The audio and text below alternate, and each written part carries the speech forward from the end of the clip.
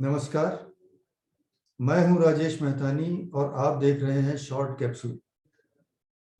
आज हम बात करने वाले हैं महिलाओं का कार्यस्थल पर लैंगिक उत्पीड़न। इसका निवारण कैसे होता है, प्रतिषेध कैसे होता है और प्रतितोष कैसे होता है। पहले थोड़ा सा बैकग्राउंड देख लें कि ये कानून क्यों आया, जाने की इसकी वजह क्या थी। 1992 में राजस्थान में एक केस हुआ जिसका नाम था भंवरी देवी केस। भंवरी देवी राजस्थान के महिला एवं बाल विकास विभाग में एक बहुत छोटे पद पे कार्यरत महिला थी। गांव में काम करती थी। बाल विवाह या महिलाओं के प्रति जो कुप्रथाएं हैं उनको रोकने के लिए और अपने कर्तव्यों के निर्वहन के दौरान उनके साथ दुर्व्यवहार हुआ। उनको न्याय नहीं मिल रहा था, तो देश भर में उनके समर्थन में इस घटना का विरोध करने के लिए प्रदर्शन हुए। महिला संगठनों ने विरोध किया और बहुत से नॉन प्रॉफिट ग्रुप्स जो महिला संगठन थे उन सब ने मिलकर, वो ऐसे ग्रुप्स थे जो महिलाओं की सुरक्षा के लिए, महिलाओं के हितों की रक्षा के लिए काम करते थे, उन्होंने मिलकर एक ग्रुप के रूप में विशाखा नाम से सुप्रीम कोर्ट में एक PIL दाखिल की जिसमें 2 डिमांड थी।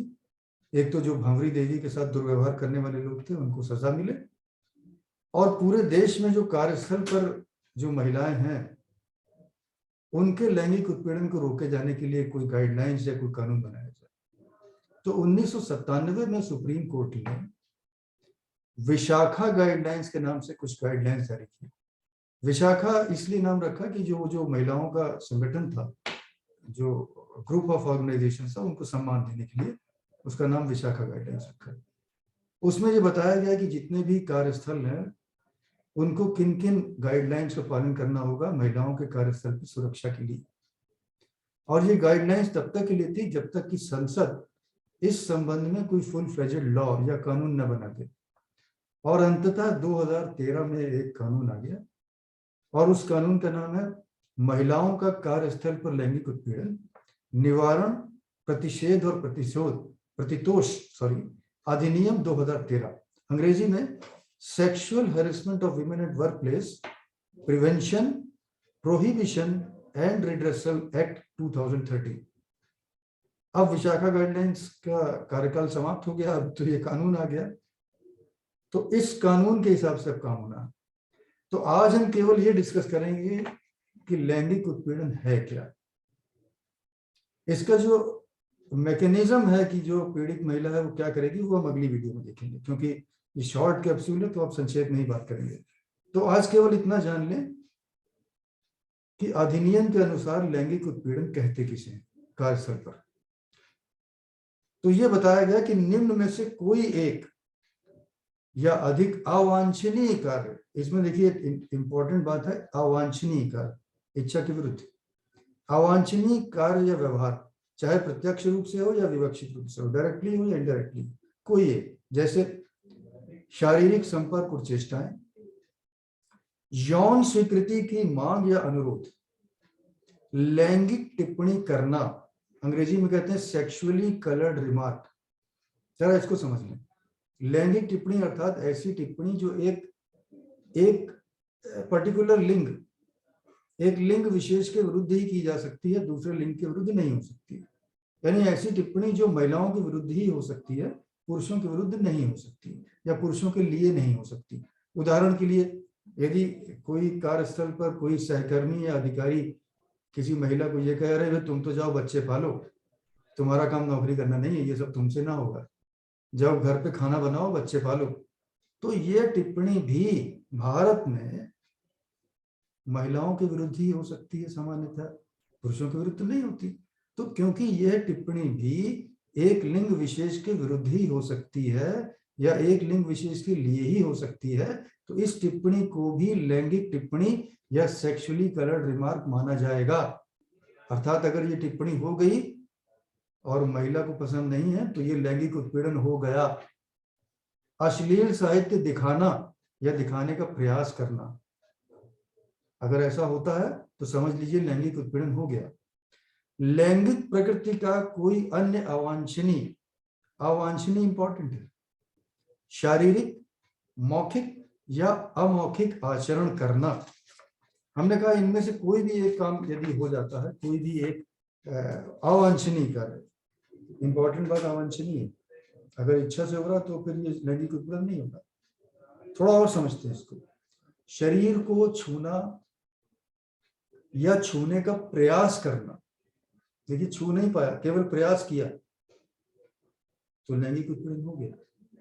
यौन संबंध बनाने की मांग करना या प्रयास करना, यौनिक शब्दों वाली बातें या व्यवहार करना। देखिए कई जगह हमने देखा कि कुछ लोग महिलाओं की उपस्थिति में डबल मीनिंग, ट्रिपल मीनिंग की बातें करते हैं और हा हा हू करके हंसते हैं।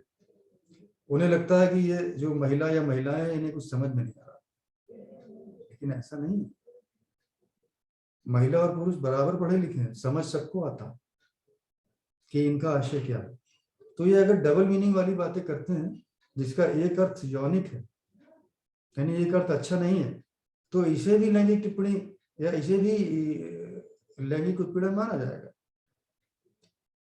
और अन्य कोई भी ऐसा शारीरिक, मौखिक इशारा आदि या ऐसा व्यवहार जो यौन स्वभाव का हो और अस्वीकार्य हो, महिला को स्वीकार नहीं है, अस्वीकार्य हो, तो ये सब यौन व्यवहार के अंतर्गत आते हैं।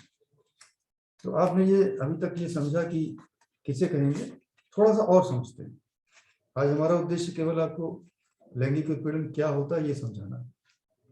यदि कोई व्यक्ति किसी महिला को जबरदस्ती गले लगाए, महिला के शरीर के बारे में दो अर्थों वाली बात करे, घूरे, गाली गलौज करे, यौन स्वभाव के वीडियो किसी महिला के सामने देखे, उसे नहीं दिखा रहा लेकिन खुद देख रहा, इस प्रकार से देख रहा है कि महिला को पता लग जाए कि ये यौन स्वभाव वाले वीडियो देख रहा है, या दिखाने का प्रयास करे, फोन आदि से यौन व्यवहार के संदेश भेजे,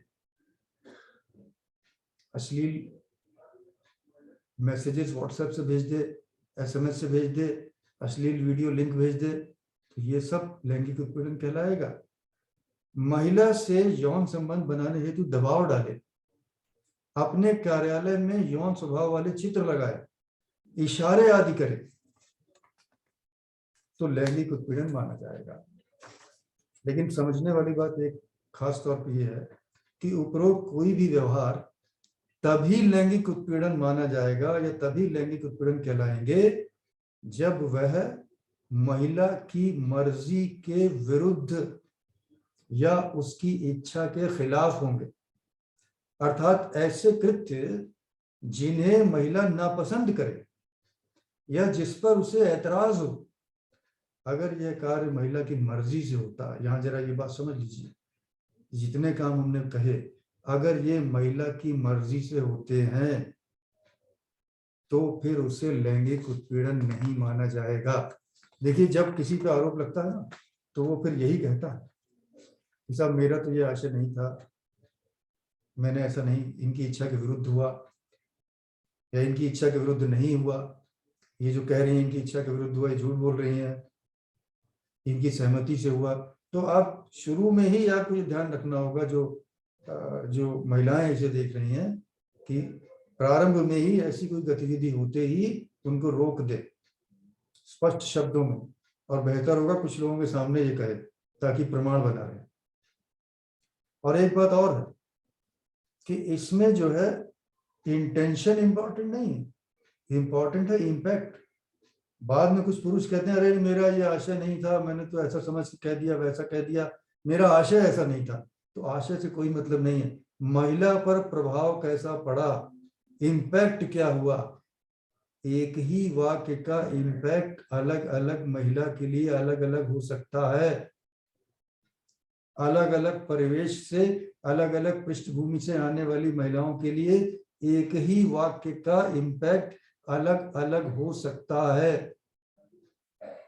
तो अधिनियम के अनुसार इम्पैक्ट इंपॉर्टेंट है इंटेंशन नहीं। ये कह के बच नहीं सकते कि मेरी इंटेंशन ऐसी नहीं थी, क्योंकि यहाँ इंपॉर्टेंट है इम्पैक्ट, नॉट इंटेंशन। अब लैंगिक उत्पीड़न के प्रकार क्या होते हैं? एक तो होता है क्विड प्रो क्यो, यानी दिस फॉर दैट, आप हमारे लिए ये कर दीजिए, बदले में हम आपके लिए ये करते हैं। ये दो तरह का होता है। एक तो उसके नियोजन में अधिमानी व्यवहार का विवक्षित या सुस्पष्ट वचन देना, यानी अधिमानी का मतलब प्रेफरेंशियल ट्रीटमेंट, कि अगर आपने हमारी बात मान ली तो हम आपको 2 इंक्रीमेंट दिला देंगे, आपका प्रमोशन करा देंगे, आपका अच्छी जगह ट्रांसफर करा देंगे। तो ये प्रेफरेंशियल ट्रीटमेंट का वचन हुआ, अधिमानी व्यवहार, ठीक, दिस फॉर दैट। दूसरा इसका उल्टा है कि उसके नियोजन में अहितकर व्यवहार का विवक्षित या सुस्पष्ट धमकी देना, डायरेक्टली या इनडायरेक्टली धमकी देना, कि अगर आपने हमारी बात नहीं मानी तो आपको सस्पेंड करा देंगे किसी फसाद के किसी चीज में, आपका ट्रांसफर आपकी अनचाही जगह करा देंगे, आपकी एसीआर खराब कर देंगे, कुछ भी जो उनके नियोजन में अहितकर। तो ये तो हुआ क्विड प्रो क्यो, यानी दिस फॉर दैट। दूसरा है हॉस्टाइल वर्क इन्वायरमेंट, यानी प्रतिकूल वातावरण, उसका वातावरण प्रतिकूल बना देना, उसके कार्य में हस्तक्षेप करना, या उसके लिए अभित्रासमय या संतापकारी या प्रतिकूल कार्य वातावरण सृजित कर देना, जिसमें कि वो काम कर ही ना पाए। उसके स्वास्थ्य या सुरक्षा को प्रभावित करने की संभावना वाला अपमानजनक व्यवहार करना, तो इसको हम कहते हैं हॉस्टाइल वर्क इन्वायरमेंट। तो आज हमने ये जाना कि लैंगिक उत्पीड़न क्या है, लैंगिक उत्पीड़न कहेंगे किसे, ठीक। तो अब हम जो अगले वीडियो में हम ये देखेंगे कि यदि किसी महिला के साथ ऐसा हो जाता है तो उसके लिए वो करे क्या। तो एक चीज और जान लेते हैं कि कौन शिकायत कर सकता है। तो व्यथित महिला ये शिकायत कर सकती है। तो व्यथित महिला कौन होगी?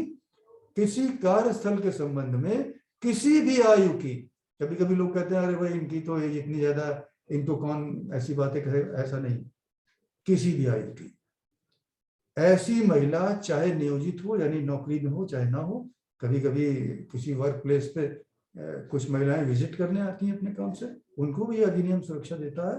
तो चाहे नियोजित हो या नहीं, जो प्रत्यर्थी द्वारा लैंगिक उत्पीड़न के कार्य करने की अभिकथन करती है, प्रत्यर्थी का मतलब जिस पर आरोप लग रहा है, उसके विरुद्ध यदि शिकायत करती है, अभिकथन करती है, उससे हम कहेंगे कि ये व्यथित महिला या पीड़ित महिला।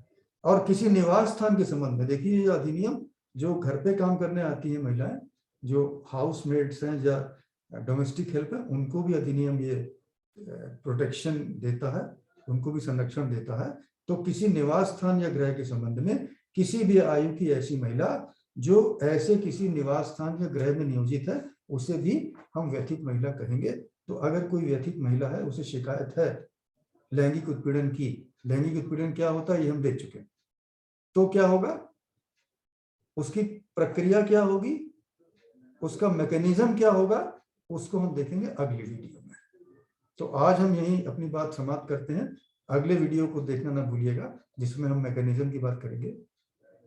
आज जो हमने बातचीत की, अगर आपको ये बातचीत, मेरा ये वीडियो पसंद आया हो तो कृपया इसे लाइक करना, सब्सक्राइब करना और शेयर करना ना भूलिएगा। और अगर आप बेल आइकन का बटन दबा देंगे तो मेरे जो भी नए वीडियोस आएंगे उनके नोटिफिकेशन आपको तुरंत आ जाएंगे। तो आज हमारी बात यहीं तक थी। धन्यवाद, नमस्कार।